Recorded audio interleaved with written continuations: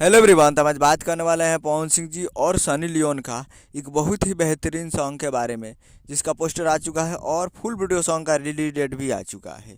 और ये बहुत ही डिमांडेड गाना है और हाई लेवल का है और ये 5 करोड़ का गाना है। जी हाँ, ये 5 करोड़ का गाना है।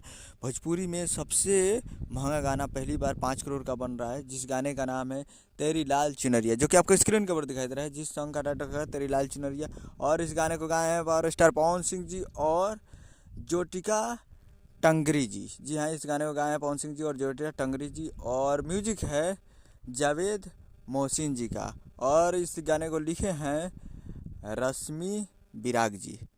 तो ये बहुत ही हाई लेवल का गाना है और 5 करोड़ का गाना है, और पहली बार भोजपुरी में इतना महंगा गाना बन रहा है हाई लेवल का।